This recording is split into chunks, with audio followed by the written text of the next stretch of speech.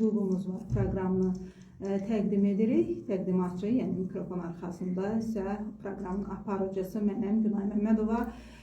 Bilirik ki, ümumiyyətcə cəmiyyətdə tənzimi, asayişi, haqlarımızı qoruyan qanunlardır, qaydalardır. İnsanlar hər hansı deyərdi ki, maddi çatışmazlığa, nəyinsə azlığına və yaxud da yoxluğuna dözə bilir. Amma ədalətə inam insanın deyərdik, bəlkə də ən böyük mənəvi ehtiyacıdır. Bununla bərabər insanların hər hansı mövzu ilə əlaqəli öz haqqını qoruması, başqasının haqqına hörmətlə yanaşması, bu da əsas məsələlərdən biridir. Bunun üçün də hüquq sahəsində müəyyən qədər də olsa məlumatlı olmaqda yarar var. Məhz bu layihə, yəni hüququmuz var proqramı da dinləyicilərimizə hüquqları ilə bağlı məlumatları verməyə çalışacaqdır, maarifləndirəcəkdir.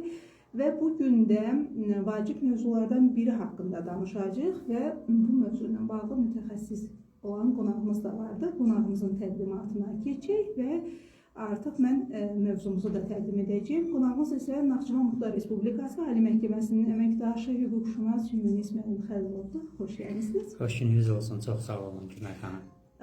Mən də təşəkkür edirəm qonağımız olduğunuz üçün və artıq əziz dostlar, mən bugünkü mövzumuzu təqdim etmək istəyirəm. Bugün gender bərabərliyi və qadın hüquqlarından söhbət edəcəyik. Ümumiyyətcə belə başlayaq Yunis müəllim. Gender və gender bərabərliyi dedikdə nə başa düşməliyik? Buyurun, söz sizinlə. Günay xanım, ilk olaraq dəvət üçün təşəkkür edirəm sizə, var olasınız. Mövzu həqiqətən aktual mövzudur. Nəinki Azərbaycan Respublikasında, bugünkü gündə dünya təcrübəsində, dünya miqyasında, yəni əksər ölkəni düşündürən bir problemdir. Buna dair hər ölkədə, Azərbaycanda olduğu kimi hüquqi aktlar, sənədlər qəbul olunur. Eyni zamanda Birləşmiş Millətlər Təşkilatı və bunun kimi digər beynəlxalq təşkilatların özləri müəyyən konvensiyalar, aktlar qəbul ediblər ki, hansı ki, Azərbaycan Respublikasında bunların bir çoxuna qoşulubdur. Ümumiyyətlə, gender nədir? Gender sözünün hərfi mənası deyəndə biz cins başa düşürük. Yəni, kişi və qadın belə deyək başa düşürük. Amma gender bərabərliyi dedikdə isə, yəni bu kişi və qadının hüquq bərabərliyi və eyni zamanda bu hüquq bərabərliyinin təminat mexanizminin mövcud olması nəzərdə tutulur. Yəni, reallıqda bu hüquqların həyata keçirilməsi, bu bərabərliyə təminat verən belə deyək, mexanizmin mövcud olması nəzərdə tuturuq. Eyni zamanda biz gender bərabərliyi deyəndə bir qədər lokallaşdırsaq, yəni qadın hüquqları bəzən. Çünki nəyə görə? Çünki daha çox qadın zorakılığı. Bəli, qadın daha çox qurbanı olur, hüquqları məhdudlaşdırılma olur, yaxud məhrum etmə olur deyə. Yəni qadın hüquqları bəllidir ki, kişi olsun, qadın olsun. Yəni bugün beynəlxalq haqlarda, ölkə daxili haqlar başda konstitusiya olmaq ilə bu hüquqlar həm kişinin, həm qadınındır. Yəni, məsələn, istər şəxsi hüquqlar olsun, yaşama hüququ, azadlıq hüququ, istər sosial-iqtisadi hüquqlar olsun, azad sahibkarlıq hüququ, əmək hüququ, tətil hüququ və s. İstər, məsələn, mədəni hüquq, mədəniyyət hüququ, yaxud seçki hüquqları, seçki hüququ, təhsil hüququ, prosesial hüquqlar, hətta şəxsin məhkəmədə və istintaq orqanlarında, yəni bu orqanlarla üzləşərkən istifadə elədiyi haqlar, yəni hüquqi yardım almaq hüququ və digər haqların hamısı həm kişi, həm qadınındır. Amma məsələ burasındadır ki, qadın hüquqları eyni zamanda hərəkata verilən haldır. Yəni, kişilər bundan faydalanır da, qadınlar necə, nə dərəcədə bunun mexanizmi var? Yəni, qadın hüququnu rahatlıqla həyata keçirə bilirmi? Mən çox təəssüflər olsun ki, məsələn, bu verilişin mövzusu ilə bağlıdır elə bir. Hər zaman bu verilişlərə dəvət olunanda bir araşdırma da edirəm, statistikaya da baxıram. Özümün təəccübünə nə gəlir? Bugünkü gündə belə dünya təcrübəsində acınacaqlı vəziyyət var. Məsələn, dünya üzrə qadınlar kişilərdən ortalama 20-30% daha az maaş alır. Yəni, bu Azərbaycan göstəricisi deyil. Ümumiyyətlə, dünya ortalama statistika. Ya da UNESCO-nun rəsmi məlumatıdır. Bugünkü gündə 130 milyon qız məktəbə getmiş. Yəni, biz bunu Afrikanı aid etmirik. Yəni, digər Avropa ölkələrinə nəzər salırıq, Amerikaya baxırıq, yaxud da Asiya ölkələri, Avropa ölkələrini. Bu, yəni, əslində təəccübləndirici bir nəticədir. Yəni, 130 milyon qızın, belə deyək, məktəbə getməməsi təhsil hüququndan məhrum olma deməkdir. Hər şeydə oradan başlayır. Yəni, təhsil hüququ yoxdursa, ondan sonra digər, yəni maarifi olmayan mədəniyyətdən məhrum olan ya da məhdudlaşdıran, daima, belə deyək, o təzyiq altında saxlanılan bir şəxsin digər hüquqlarda təbii ki olmayacaq. Və yaxud da ki, dünya üzrə 18 yaşına çatmadan evlənən qızların sayı 12 milyon nəfərdir hazırki vəziyyətdə. Yəni bu nəyi göstərir? Yəni azyaşlıların evləndirilməsinin bir çox konstitusiyon hüquqlarının həyata keçirilməsində problemlər yaradır, fəsadlar meydana çıxardır ya da az yaşlı olduğuna görə anlamamaqları onun müəyyən hüquqlarından istifadə etməməsinə gətirib çıxardır. Bunlar çoxdur. Məsələn, bir dənəsində deyim, BMT-nin məlumatıdır. Təxminən qadınların 1/3 hissəsi, yəni həyatlarında müəyyən mənada fiziki yaxud da ki, cinsi zorakılığa məruz qalır bugünkü gündə. Yəni bunlar nəyi gündəmə gətirir? Bu qadın hüquqları başa düşdük. Aktlarda var, konstitusiyada var, qanunlarda var, beynəlxalq aktlarda var. Bunlar necə olmalıdır ki, təminat mexanizmi də olsun? Yəni bugünkü gündə Günay xanım fərz eləyək ki, şəxs nicaha daxil olur. Kişi deyir ki, qadına deyir ki, nicaha daxil olduğu şəxsə deyir ki, sən işləməyəsən. Yəni bu da neyin nəsin? Yəni bunu necə həyata keçirsin ki, həm nicah hüququ normal şəkildə həyata keçsin, yəni o normal bir ailəsi olsun. Eyni zamanda o hüquqlarından da məhrum olunmasın. Bu gün bunun üzərində iş gedir. Bu hüquqların pozulması ümumiyyətcə qanunvericilikdə yer alırmı? Bəli, Günay xanım, qanunvericilik aktlarında biri var ki, sırf elə qadın hüquqları olaraqdan pozuntulara toxuna bilərik. Bir də var ki, ümumiyyətlə istənilən şəxsin hüququnun pozuntusudur. Burada qadının hüququ pozulursa, yenə eyni qanunvericilik aktları işə düşür. Bunlar içərisində, məsələn, belə deyək, cənab prezidentimizin vaxtın dövrünə düşür. Məişət zorakılığı haqqında Azərbaycan Respublikası qanunu qəbul olunubdur. Bu qanun təkcə belə deyək ki, arvada münasibətdə deyil, bu ümumiyyətlə ailə üzvləri, yaxın qohumlar, digər şəxsləri də əhatə edir. Yəni məişət zorakılığı ilə üzləşdikdə psixi, fiziki o belə deyək, təzyiqlər altında qaldıqda şəxs aidiyyəti orqanlara müraciət edir. Məişət zorakılığına məruz qaldıqda şəxs, məsələn, Azərbaycan Respublikasının İnzibati Xətalar Məcəlləsinə görə məişət zorakılığı haqqında qanunvericiliyin pozulması inzibati xətadır. Çox maraqlıdır. Biraz daha sadə şəkildə soruşmaq istəyirəm. Ümumiyyətcə siz dediniz, işləməyə icazə verir. Bəli. Belə hallarda, yəni qanun müdaxilə edə bilirmi? Qadının haqlarını qoruya bilirmi? Bəli, biz qeyd elədiyimiz kimi, məsələn, bunu biz düzdür, bu qədər məhdudlaşdırmada tam düz olmaz məişət zorakılığı müstəvisində. Çünki məsələn, məişət zorakılığı müstəvisində fiziki və mənəvi zorakılıq deyiriksə, məsələn də deyək ki, qadına fiziki zorakılıq tətbiq olunur ya da mənəvi, psixi baxımdan ki, işləməyəsən, tutaq ki deyirəm, yaxud da təhsil almayasın. Bu nədir? Bu məişət zorakılığıdır. Bu məişət zorakılığı artıq qeyd elədim bayaq, inzibati xəta, bu pozuntudur. Yəni heç bir şəxs, yəni arvadına, eyni zamanda arvad da ərinə deyə bilməz ki, məsələn, sən hansısa hüququ həyata keçirtmə, ondan faydalanma. Bu pozuntudur. Bunu dedisə və buna Təkcə ərlə arvad arasında olmur. Bəzən qardaş icazə verir, bəzən ata icazə verir. Bəli, hətta bu gün indi deyərdik, Cinayət Məcəlləsi Azərbaycan Respublikasında konkret olaraq qadının nicaha daxil olmağa belə deyək, mane olmaq, qadını daha doğrusu üzr istəyirəm, qadını nicaha daxil olmağa məcbur etmə. 176-1-dir. Bu nədir? Burada subyekt, yəni bu cinayəti törədən təkcə o nicaha daxil olmaq istəyən şəxs yox, yəni kişi yox. O qadının qardaşı da ola bilər, atası da ola bilər, yaxın çevrəsindən hər hansı biri də ola bilər. Eyni zamanda məişət zorakılığı da onunki kimi. Yəni mane olur ki, ata deyir ki, oxumayassan, işləməyəsən və digər də indi biz ən çox populyarlaşdırdığımız bunlardır. Bu yol verilməzdir. Bu olduğu təqdirdə və bu fiziki zorakılığa, yəni bildiyimiz yaxud mənəvi, psixi təsir davamlı şəkildə dözülməz həddə çatırsa, qadının hüququ çatır ki, aidiyyəti orqanlara yazılı qaydada müraciət etsin. Yəni biz bəzən şikayət etsin deyəndə, bilirsiniz, bunu da düzgün başa düşmək lazımdır. Bəziləri deyir ki, mən atamı şikayət eləyəcəyəm, yaxud da mən nə bilim, ərimi necə şikayət eləyim. Burada bir məsələ var da, bu şikayət o demək deyil ki, sən onu istəyirsən ki, o tutulsun, o cəza alsın. Sən sadəcə haqqını həyata keçirmək istəyirsən. Yəni bugünkü gündə belə bir misal var, deyir ki, ən yaxşı müdafiə hücuma keçməkdir. Yəni sən deməyə çalışırsan ki, bu mənim hüququmdur. Bunun həyata keçirilməsinə heç bir əsas olmadan, yəni niyə maneçilik olmalıdır? Yəni qarşı tərəf də dərk eləməlidir ki, bu haqqı pozmamalıdır. Bu hüquq hörmətlə yanaşmalıdır. Yəni ki, indi bu olduğu təqdirdə dediyimiz kimi müraciət əsasında olur. Daha ciddi pozuntular da var. Məsələn, düzdür, İnzibati Xətalar Məcəlləsində başqa müddəalar da vardı.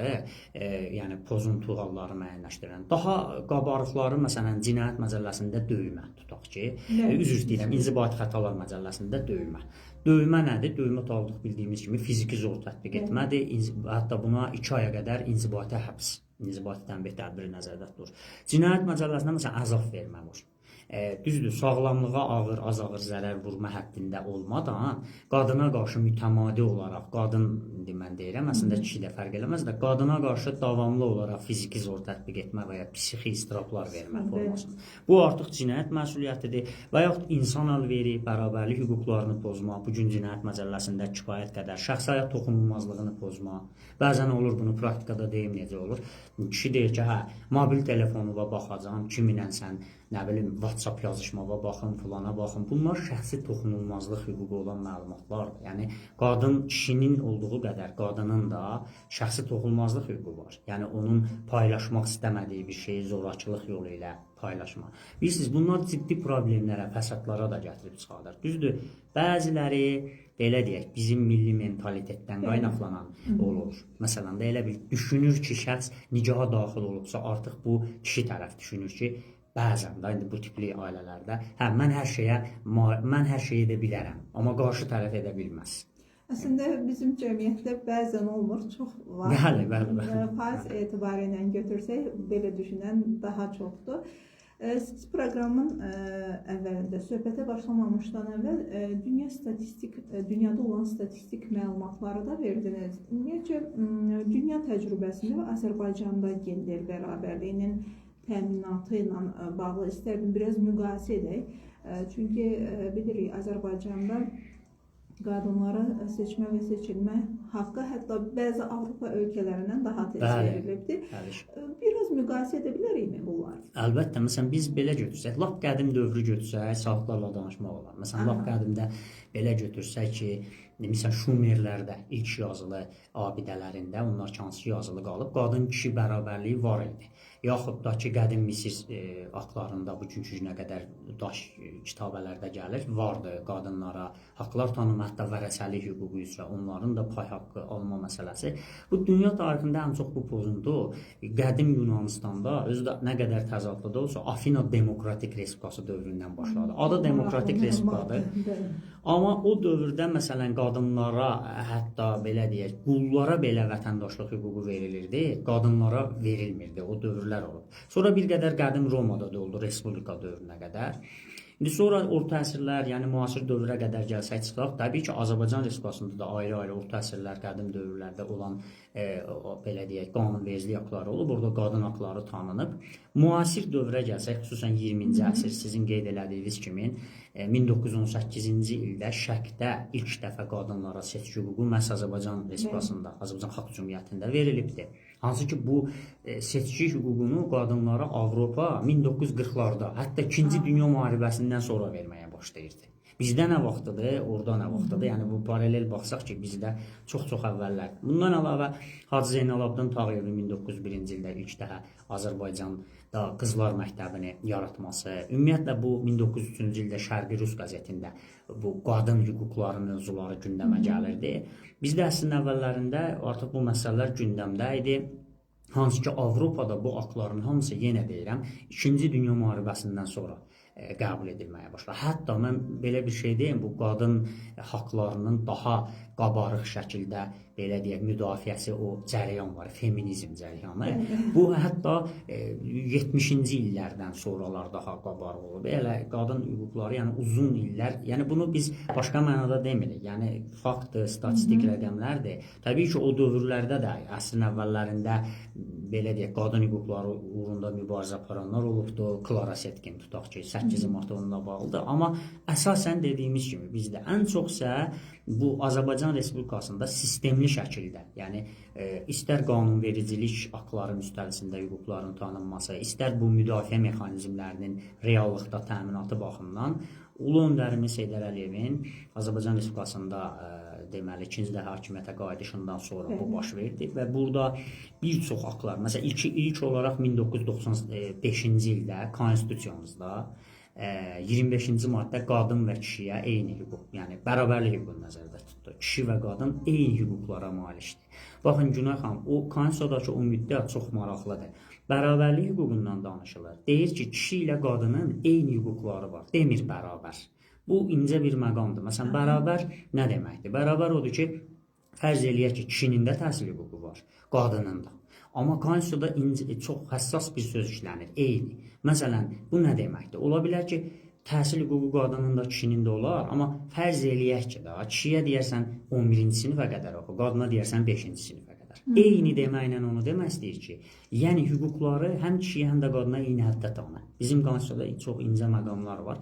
Daha sonra isə Ulu Öndərimiz 98-ci ildə deməli qadınların rolunun artırılması haqqında fərman imzaladı. Ondan sonra 95-ci ildə elə məhz konstitusiya qəbul edilən qadınlara qarşı ayrı seçkiliyin bütün formalarının ləğvi barədə konvensiya Azərbaycan qoşuldu və buna uyğun təbii ki, digər aktlarda da bu qadın hüquqlarına aid müddəalar oldu və nəhayətində cənab prezidentimiz, Azərbaycan Respublikasının prezidenti cənab İlham Əliyevin bu qadın hüquqlarına aid ən mühüm aktlar, yəni hansılar olub? Bir, gender bərabərliyinin təminatları haqqında qanun. Çox mühüm bir aktdır. Məhz bu akt qadın-kişi bərabərliyinə aid bütün əsas müddəaları nəzərdə tutur. Bir də bir qədər əvvəl qeyd elədik, məişət zorakılığının qarşısının alınması haqqında. Və artıq biz bu pozuntulardan da istərdim ki, danışaq. Qadın hüquqlarına qəsd edən hüquq pozuntuları əsasən hansılardır? Əslində biz elə bunları bir qədər əvvəl döymədir, inzibati xətalardan dedik. Döymədir, məişət zorakılığının qarşısının alınmasıdır. Hətta baxın, indi efir vasitəsilə seksual qısqanmaya məruz qalmış belə deyək, işçilərə təzyiq göstərilməsi. Bəzən iş yerlərində belə qadınlara qarşı normal iş şəraiti təmin olunmalıdır. Buna qarşı hər hansı bir hərəkətlər yol verilməzdir. Qanunvericilik buna cinayət, inzibati məsuliyyətə səbəb olan əməl sayır. Bundan başqa, məsələn, cinayət məcəlləsində biz bir qədər toxunduq, qadını nicaha daxil olmağa məcbur etmə. Yəni, ən ciddi pozuntu formasında, yəni şəxs öz azaddır, yəni nicah hüquqdur, konstitusiyada vardır, yəni onu heç vaxt məcbur eləmək olmaz. Hansı ki, bunun özü, məsələn, 2 ilə qədər azadlıqdan məhrum eləmə, hətta eyni əməllər nicah yaşına çatmayan şəxsə qarşı törədildikdə 4 ilə qədər ən ağır cəzanı nəzərdə tutur, 4 ilə qədər azadlıqdan məhrum etmə cəzası nəzərdə tutur. Mən əslində bir qədər qeyd elədim, o gender bərabərliyinin təminatları haqqında da o qanunda müddəalar var. Onlardan bəzilərini, elə bil, ən üzdə olanları diqqətə çatdırmaq istəyərdim. Məsələn, konkret olaraq konstitusiyadan qaynaqlandığına görə orada birbaşa yazılır ki, cinsi mənsubiyyətə görə ayrı seçkiliyin bütün formaları konkret qadağandır. Yəni, istər sosial sahə, istər iqtisadi, hər hansı sahədə bu qadağandır. Eyni zamanda bəzən, baxın, belə hallar hətta son dövrlərdə də müşahidə olunur. Bir cinsin nümayəndəsi üçün iş elanı olmaz. Məsələn, baxsan ki, haradasa yazır ki, işçi qadın tələb olunur, ya da işçi kişi.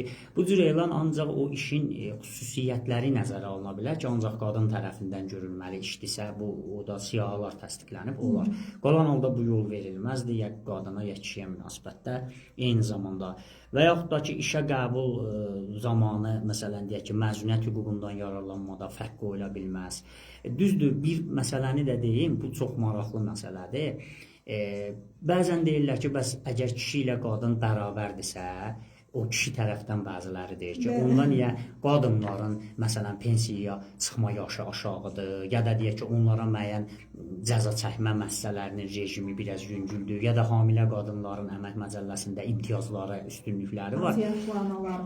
Bu nəyə görə belədir? Baxın, bu hüquq bərabərliyin pozmur. Burada biz deyirik, hüquqi termin var, hüquq leksikonunda işlənir, hüquqi diferensiyasiya. Bu nə deməkdir? Yəni ki, əksinə, qanun o cür üstünlükləri verməklə bərabərliyə təminat yaradır. Məsələn, nəzərə alsaq ki, hamilə qadının müəyyən o tibbi, müəyyən psixoloji baxımdan o keçirdiyi hallar o dövrdəki və təbii ki, onun üçün güzəşt nəzərdə tutulmalıdır ki, normal bir insanla müqayisədə bərabərliyə şərait yaransın. Az yaşlı uşağı olan anaların da iş sistemində biraz daha imtiyazları Bəli. vardı. Bunu da əlbəttə ki Bəli. başa düşmək Bu olar. var. Məsələn, bu gün hətta qanunvericilikdə o meyarlar necədir? Məsələn, deyir ki, cinayət məcəlləsində cəzanın təxirə salınması adlı bir institut var.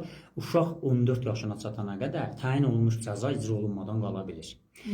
Bu nəinki deyir qadınlara. Hətta yazır ki, uşağı tək başına böyüdən kişilərə də verilir. Bu onu göstərir ki, bu cür imtiyazlar, bu cür üstünlüklər müəyyən halları nəzərə alır. Məsələn, uşaq mənafelin, yaxud da ki, o orqanizmdə gedən o tez yorulma və sair kimi halları ki, bu cür güzəştlər var. Yəni bu cür güzəştlər o demək deyil ki, qadına məsələn üstünlük verilir, qadına hər hansı bir imtiyaz. Yəni bu sadəcə bunlar da bərabərliyi təminata yönəlmiş müddəalardır, belə deyək. Ümumiyyətcə, qadın hüquqları pozulduqda və yaxud da qadın hiss edir ki, onun hüquqları pozulur. Hara müraciət etməlidir? Yəni ilkin olaraq Günay xanım belədir ki, istər kişi, istərsə də qadın hüquqlar pozularkən birbaşa məhkəməyə müraciət edə bilər. O cümlədən qadın da birbaşa məhkəməyə müraciət etmək hüququna malikdir. Hansı hüququ pozulursa pozulsun, yəni heç hər hansı bir quruma müraciət etmədən birbaşa məhkəməyə müraciət edə bilər. Amma bəzi hallar var ki, orada belə deyək, aidiyyət məsələləri var. Məsələn, deyək ki, əməldə cinayət tərkibi varsa, məsələn, döymə varsa, belə olan hallarda aidiyyəti polis orqanlarına, güc strukturlarına ərizə ilə müraciət olunur. Yazılı da ola bilər, şifahi də ola bilər ki, bəs belə hal baş veribdir, mənə qarşı bu zorakılıq var. Yəni yazılı qaydada dediyim kimi şifahi olsa da onsuz da o şifahi belə protokol tərtib olunur. Yəni müraciət olunmalıdır. Başqa hüquqlar hansı ki, birbaşa məhkəməyə müraciət oluna bilən hüquqlardır. Məsələn, deyək ki, işdən çıxardıblar, seksual qısqanmaya görə və ya hər hansı bir səbəbə görə belə olan halda şəxs birbaşa müraciət edə bilər məhkəməyə ki, məni işdən qanunsuz azad ediblər, işə bərpa tələbi qoya bilər, iddia deyilir buna, mülki mühakimə icraat qaydasında verilir. Bir də məsələn, mərhələli müraciətlər var da, tutaq ki, hansısa bir tabelikdə olan bir qurum qadının haqqını poza bilər. Belə olan halda təbii ki, o qurumun tabe olduğu yuxarı quruma da müraciət eləmək olar. Yəni ora müraciət elə istəyirsən aidiyyəti mərkəzi icra hakimiyyəti orqanı, güc strukturlarına, Daxili İşlər Nazirliyi, polis orqanlarına, istərsə də birbaşa məhkəməyə. Təbii ki, bu ölkə daxili müdafiə mexanizmi. Yaxud da ki, insan hüquqları üzrə müvəkkil təsisatı var, ombudsman, ora müraciət oluna bilər. Birbaşa ixtisaslaşıb ki, pozulmuş insan hüquqlarının bərpası ilə məşğuldur. Ora müraciət oluna bilər. Ailə Uşaq komitə var, bizdə ixtisaslaşmış qurumdur. Ora müraciət oluna bilər müəyyən məsələlərin araşdırılması ilə əlaqədar. Bir də peşəkar, belə deyək, hüquq xidməti görülməsi baxımından, məsələn, bəzən bilmir hara necə müraciət etsin, ərizəni necə yazsın. Mexanizmi necədir bilmir. Vəkilə müraciət, yəni vəkillik qurumlarına üst tuta bilər, vəkil ona istiqamətləndirə bilər, bəlkə yanlış yerə müraciət edəcəksə doğru istiqamətə yönəldə bilər. Yəni bunlar hüquqi müdafiə mexanizmləridir. Bəs cəzalar necədir? Ümumiyyətcə, xüsusilə də fiziki şiddətə məruz qaldıqda cəzalar?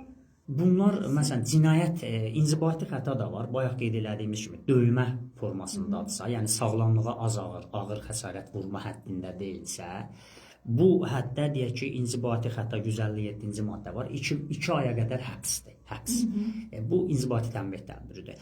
Amma o ki qalsa, məsələn, əzab vermə olarsa 2 ilə qədər azadlıqdan məhrum etmə və yaxud da sağlamlığa ağır bədən xəsarətləri var ki, orada da 3 il, 4 il, 5 il kimi indi baxır da az ağır cinayətdir. Ağır cinayət həddində ola bilər. Məsələn, fərz eləyək ki, kişi qadına qarşı zorakılıq tətbiq eləyər, vurar, gözünü çıxardar, yəni iraq göz çıxma ağır bədən xəsarətidir. Bunun daha ağır cəzaları nəzərdə tutulur. Yəni cəzalar sərtdir və də bağışlanmazdır. Yəni bu cür hallarda müraciət olduğu təqdirdə bizim dövlət orqanları çox ciddi reaksiya verir və dərhal yəni bu məsələni araşdırmaya götürür. Yəni belə deyək, operativ şəkildə müdaxilə edir. Çünki fəsadlar daha ciddi ola bilər. Yəni bunun qarşısı çalışılır, alınsın. Bax belə. Proqramımızın bitməsinə çox az bir zaman qalıbdır. Yunis müəllim, ola bilər ki, mövzu ilə bağlı son fikirləriniz olsun. Buyurun, söz sizindir. Ümumən götürdükdə, yəni ölkəmizdə, digər başqa yerlərində ad çəkməkdə düzgün deyil. Yəni bizdə qadın hüquqlarının bərpası haqqında müdafiəsi mexanizmi barədə çox kifayət qədər geniş imkanlar var. Kifayət qədər bu sahədə qanunvericilik aktları mövcuddur. Orqanlar fəaliyyət göstərir. Yəni təbii ki, xoşagəlməz halda heç kim də arzulamaz ki, qadın hüquqları tapdalansın. Amma insan olduğu yerdə, cəmiyyət mövcud olduğu yerdə hüquq pozuntuları da olur. Və mən arzulayardım belə hallar olmasın, amma olduğu təqdirdə də qadınlar, yəni öz hüquqlarını aktiv şəkildə müdafiə etsinlər. Bax belə. Təşəkkür edirəm Yunis müəllim. Bir daha xatırlatmaq istəyirəm ki, bugün Hüququmuz var proqramının qonağı Naxçıvan Muxtar Respublikası Ali Məhkəməsinin əməkdaşı hüquqşünas Yunis müəllim Xəlilov idi.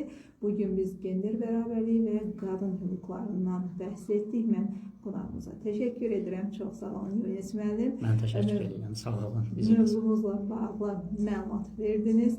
Biz isə əziz dinləyicilərimiz sizinlə hələlik sağollaşırıq. Növbəti proqramlarda görüşmək ümidi ilə. Sağ olun, salamat qalın.